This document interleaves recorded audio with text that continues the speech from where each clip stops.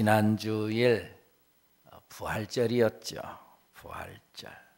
세상에는 많은 종교가 있지요. 그러나 부활절은 기독교에만 있지요. 그지요? 다른 종교에는 부활절이 없지요. 그 예수님이 부활하셨다. 근데 이 부활이 뭐냐? 사람이 죽으면 죽음으로 끝나지 뭘 어떻게 사나? 말도 안 된다. 그런데 성경은 그렇지 않는다고 말하지요. 다시 살아난다. 요한복음 12월 24일, 요한복음 12장 24절. 내가 진실로 진실로 너희에게 이르노니 만일 한 알의 밀이 땅에 떨어져 죽지 아니하면 한 알 그대로 있고 죽으면 많은 열매를 맺느니라. 요한복음 12월 24일. 그런다는 거죠. 예, 그래. 한 알의 밀알이 땅에 떨어져 죽으면은 형체가 사라졌어요. 씨앗이 형체가 사라졌어요. 그런데 거기서 싹이 나고 줄기가 올라오고 그러더니 나중에 열매를 맺어요.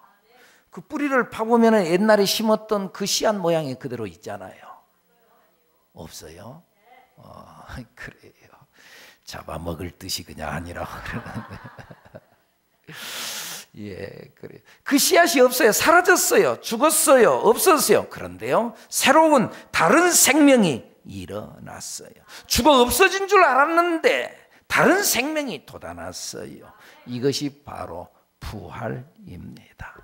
부활이에요. 여러분들도 보셨겠지만 꽃들에게 희망을이라는 책이 있죠. 미국 동화 작가 트리나 폴리스라고 하는 사람이 쓴 그림 동화죠. 동화예요. 동화이기는 한데 어른들에게는 깨우침을 주는 우화로도 볼 수 있어요. 내용이 어떤 내용이냐? 애벌레가 있었죠. 알록달록한 애벌레. 그 애벌레가 어느 날 알에서 태어나죠. 그 애벌레가 돼가지고 그 나무 이파리 사이에서 살면서 나무 잎사귀를 뜯어먹고 사는데, 그런데 이 나무 잎을 뜯어먹고 사는 애벌레가 가만히 생각해 보니까 내가 이 애벌레의 생을 사는데 밤낮 먹고 싸고 먹고 자고 싸고 그러기만 하는 것이 너무나 무의미해요. 내가 살아가는 게 이렇게 살아야 되나? 애벌레도 생각이 있는가 봐요. 그래가지고 내가 이렇게 살면 안 되겠다. 그래가지고 여행을 떠나요. 나름대로 여행을 떠나는데 한참 애벌레가 여행을 떠나는데 가만히 보니까 애벌레 기둥이 있어요. 애벌레가 자기들이 서로 딛고 올라가고 그러면서 애벌레 기둥이 있는데 모든 애벌레들이 저 꼭대기에 올라가려고 막 애를 쓰는 거예요. 그래서 저기 뭐가 있나 해가지고 다른 애벌레한테 물어봐요. 저 위에 뭐가 있길래 그렇게 애벌레들이 저 위에 꼭대기에 올라가려고 그래요? 그랬더니 애벌레들이 하는 말이 몰라요. 모르는데 왜 그래요? 그냥 한번 올라가 봐요. 뭔가 있겠지요. 그래요? 그리고는요, 자기도 올라가요. 남의 머리를 짓밟고 그러면서 막 올라가요. 그리고 드디어 진짜 맨 꼭대기에 올라갔어요. 아무것도 없었어요. 왜 여기까지 올라왔나? 아무것도 없었어요. 다만 한 가지, 푸른 하늘에 나비가 알록달록한 나비들이, 그 나비들이 다 날개를 펴고 하늘을 나는데, 이야, 아름답다. 그 생각을 하고는요, 있어봤자 의미가 없으니까 다시 내려와요. 내려오면서 다른 애벌레들한테 말해요. 올라가봤자 아무것도 없어요. 내려가세요. 근데 애벌레들이 말 안 들어요. 그래도 끝끝내 올라간다고 막 내려왔어요.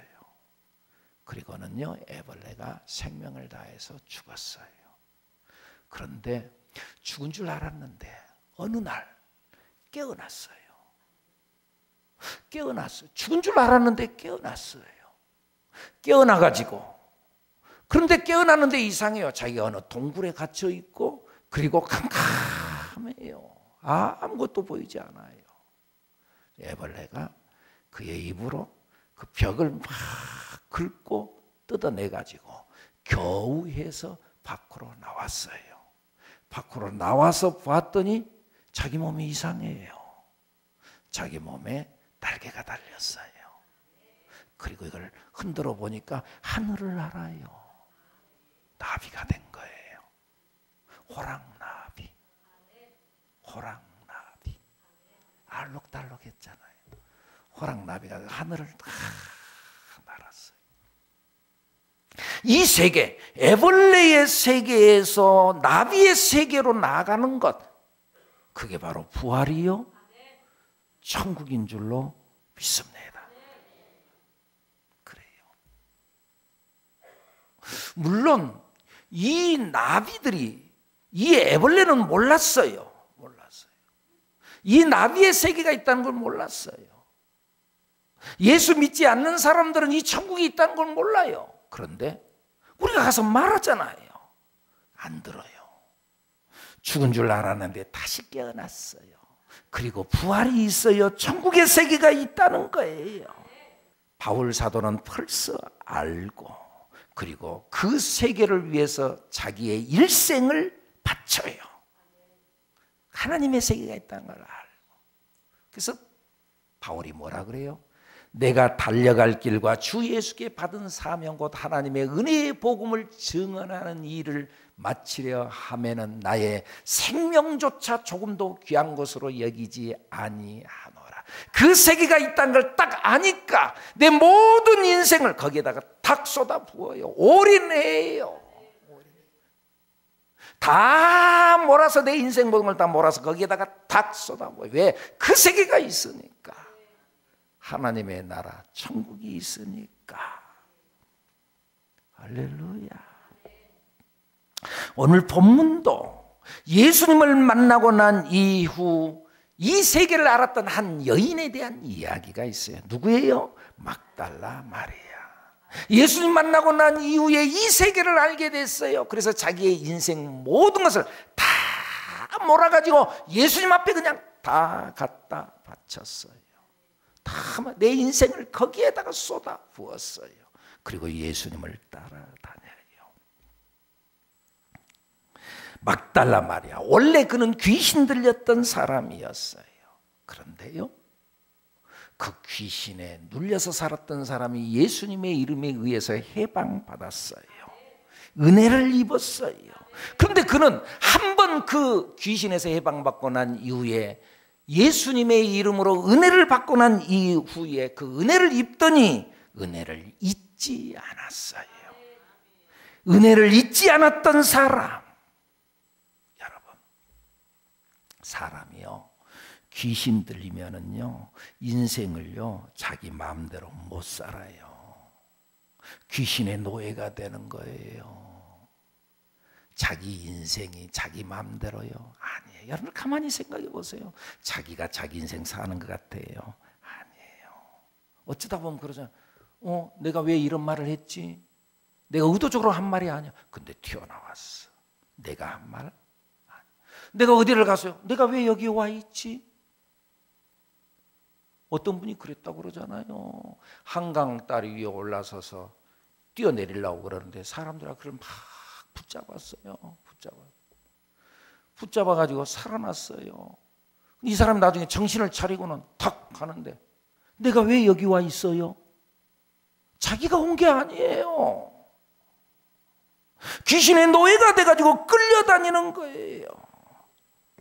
제가 지난 주간에요, 그 동영상 하나를 봤어요. 그 동영상에 어떤 분이 간증한 내용인데, 전직 무당이었던 사람이 돌아서서 예수를 믿고 교회 집사가 됐어요. 그래갖고 간증을 해요. 그분이 이제 간증하는 내용이 귀신의 세계가 있다는 거예요. 사실은 자기 가족이 참 귀신에 들려 있어요. 자기 어머니도 그러고 자기 아버지도 그러고. 그런데 이 무리들은요, 그 무리들은 또 그런 사람들끼리 모인대요. 근데 그분이 이제 간증하면서 하는 말이, 자기 오빠만 귀신에 붙잡히지 않았는데 나중에 새언니라고 데려왔는데 새언니가 온갖 잡신이 그 붙어 있더라는 거예요. 그러니까 귀신은 그 세계를 알고 그 안에 들어온다는 거지. 자기 눈은 근데 영적인 것이 보이더래요. 귀신들이 보이고 자기 눈에 보이더래. 영적인 세계가 보이더라 그 말이죠. 자기에게 붙어있는 영도 보였어요. 근데 자기는 거기에서 탈출하려고 하는데 안 되는 거예요. 무서운 거예요. 이 귀신들이 자기를 붙잡고 그리고 가만 놔두지 않으니까 무서웠어요. 그런데 탈출했대요. 그래서 여러분들 그잖아요. 무당들이 자기가 원해서 무당된 사람들이 없어요. 그리고 자기의 자손들도 야 너희들도 무당되라 무당, 절대 그런 무당이 없어요. 그리고 자기도 해방받고 싶어요. 무서워서 근데 나오지를 못해요. 그런데 자기는 결단을 하고 내가 여기 있으면 안 되겠다 하고 무조건 교회로 달려갔대요. 무조건 교회 갔대요. 그래서 자기가 해방받았대요. 거기서 진짜 하나님을 만나고 예수님을 만남으로 인하여서 악한 영이 자기를 공격하려고 해도 하나님께서 자기를 지켜주셨대요. 할렐루야. 그래요. 귀신이 무서워서 못 나온대요. 못 도망쳐 나온대요. 그런데 막달라 마리아는 한 귀신이 아니라 오늘 보니까 7 귀신에 들렸던 사람이에요. 근데 아무리 센 귀신도 예수님 앞에서는 속수무책이었어요. 성경에 보면은 그러잖아요. 누가복음 8장에 보면은 군대에 귀신 들렸던 사람이 한 사람 나와요. 귀신이 한 명이 아니라 무리지어서 자기 속에 들어왔어요. 얼마나 큰 귀신이었던지 이 사람은 무덤 가운데 살았다고 그랬어요. 누가복음 8장에 보면 나와요. 무덤에서 살았어요. 그거 저가 막 그러니까 가족들이 안 되겠으니까 그걸 묶어놨어요. 쇠고랑으로 묶어놨어요. 근데요 사람이 얼마나 힘이 있던지만 쇠고랑을 끊어버리고 쇠사슬을 끊어버리고 막 뛰쳐다니는 거예요. 귀신이 들리니까. 그만큼 힘이 있었어요. 왜요? 귀신이 하나의 귀신만 들어온 게 아니거든. 그게 예수님께서 보고는 그 벌벌 떨고 있으니까 네 이름이 뭐냐? 그러니까 하나의 귀신이 아니라 여러 귀신이 들어와 있습니다. 그러니까 나는 군대입니다. 군대다 군대. 군대가 돼서 이 안에 들어왔다. 그런데요 성경에는 그 내용이 안 나옵니다만은 그러나 추측한데 그럼 군대가 몇 명이나 됐나?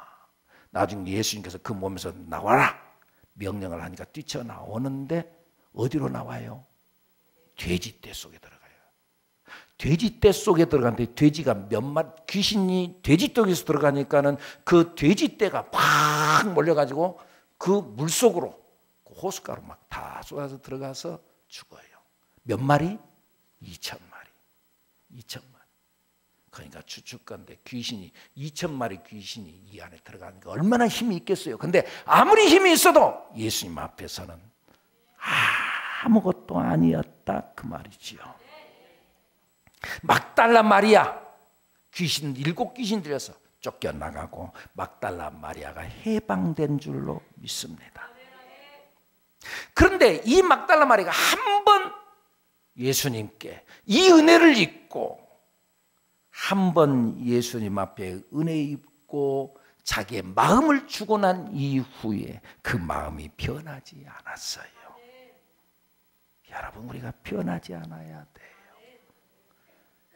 한 번 주님 앞에 마음 줬으면 변함이 없는 우리들 여러분들이 되기를 바랍니다. 근데 막달라 마리아는 그랬어요. 7 귀신이 들렸던 사람이었는데 한 번 예수님의 은혜로 해방받고 난 이후에는 주님만을 따라다녔어요. 예수님을 따라다녔어요. 한 번 마음 주더니 끝까지 예수님을 따랐어요. 예수님과 함께 했어요. 심지어는 예수님이 군인들에게 잡혀가고 매맞고 죽임을 당하는 현장까지 끝까지 따라갔어요. 나중에는 예수님께서 십자가에 못 박혀 돌아가시고 장사 지내질 때 그때도 무덤까지도 따라가요. 무덤까지도. 예수님의 제자들은 다 도망가 버렸는데 그런데 이 여자는 끝까지 따라가요. 예수님의 제자들은 배신했는데 한 사람은 배신하고 다른 제자들은 난 절대 예수님 안 떠납니다. 예수님께서 너희가 나를 버릴 것이다. 한 사람은 나를 팔고 너희들은 나를 다 버리고 흩어져 버릴 거야. 절대 예수님 안 떠납니다. 안 떠나. 장담을 하는 거예요. 그러니까 그 중에서도 큰 소리 치고 있던 누구에게? 베드로에게.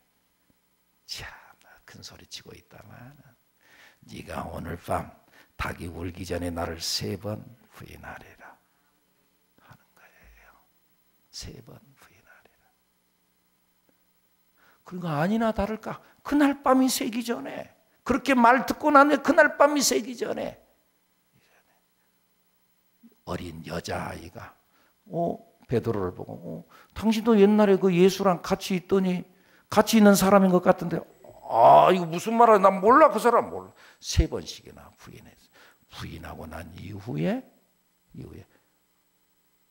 닭이 꼬껴하고 그때 예수님의 말이 생각이 나가지고 통곡하며 막 울었더라.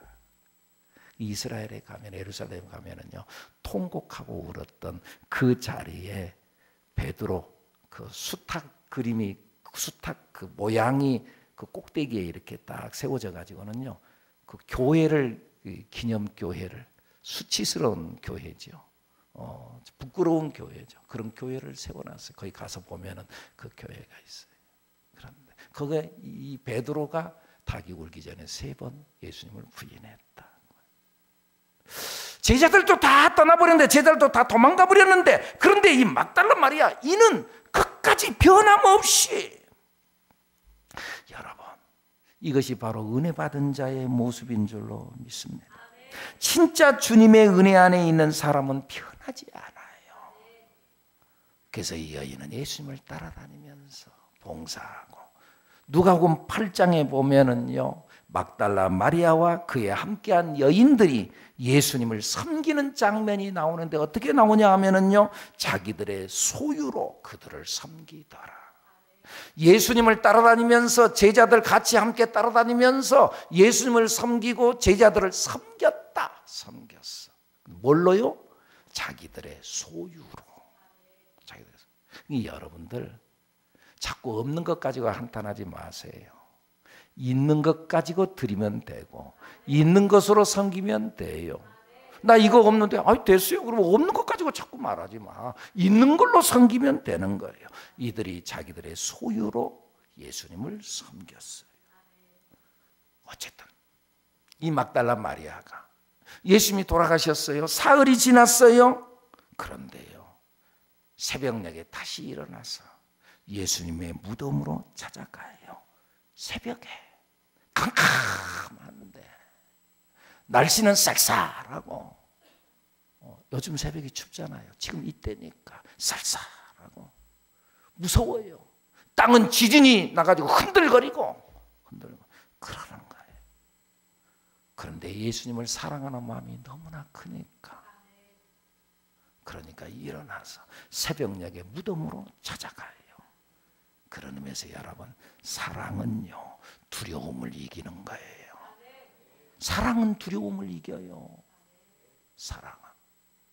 부모가 자식을 사랑하면은요 무서울 것이 없어요. 누가 뭐 상관없어요. 자식을 지키는 데는, 동물도 그래요. 동물도 자기 새끼를 지키는 일에는 자기보다 더 강한 자를 대들고 막 싸우고, 자기가 피투성이 돼가고 쓰러져도 새끼 지키냐라고. 왜요? 사랑하기 때문에. 사랑이 무서운 거예요. 사랑은 두려움을 이기는 거예요. 어쩌다 보면은 그런 경우 있죠.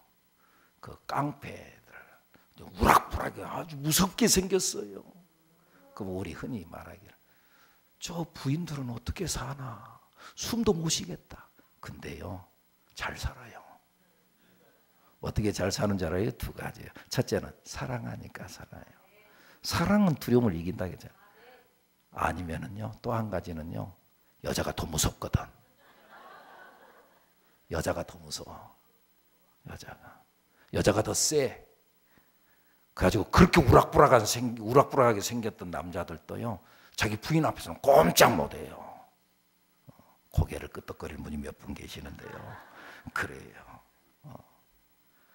두려움을 이겨요. 사랑하면. 이 막달라 마리아가 두려움을 이겼어요.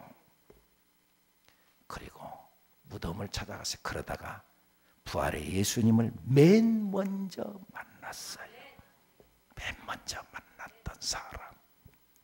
그리고 예수님의 명령을 받들어서 사명을 감당해요. 어떤 명령이요? 너 빨리 가서 제자들에게 전해라. 뭐라고요? 살아나셨다. 갈릴리로 가라. 근데 내가 먼저 거기 갈 건데 거기서 나를 보리라. 살아나셨다. 갈릴리로 가라. 거기서 나를 볼 것이다. 그는 부활의 소식을 알리는 부활의 증인이 됐습니다. 사랑하는 여러분, 부활하신 예수 그리스도, 그분은 우리의 소망인 줄로 믿습니다. 그가 모든 저주와 가난과 질병과 죄의 문제를 십자가에서 다 담당하시고 가져가 버렸습니다. 그리고 사망을 이기고 부활했습니다. 그 예수님이 우리의 예수님입니다. 그러니까 우리에게 모든 어려움, 걱정, 의심, 염려 다 가져가셨습니다. 우리는 이 부활의 예수님을 누려야 합니다. 그리고 증인이 되어야 합니다. 내가 먼저 누려야 증인이 될 수 있는 거예요. 누려야지. 할렐루야. 부활의 증인이, 부활의 예수 그리스도를 내 마음에 모시고 부활의 예수님과 함께 누리는, 승리의 삶을 누리는, 그리고 부활의 증인이 되는 여러분들이 되기를 예수님의 이름으로 축복합니다. 그 증인의 현장이 우리의 행복 모임입니다. 우리의 행복 모임. 행복 모임에서 증인의 모습이 나타나야 되는 거예요. 증인의 모습. 병든 자가 치료받고 문제가 해결되고 막혔던 것들이 풀리고 열리고 뚫리고 기적이 일어난다. 아멘. 그걸 바라봤던 베스터들이, 야, 진짜 뭐가 있네? 진짜 하나님이 계시네? 내가 증인이니까, 증거가 나타나니까, 기적이 일어나니까, 응답이 나타나니까. 그래서 그가 하나님의 품으로 돌아오는 역사가 일어나기를 예수님의 이름으로 축복합니다. 축복합니다.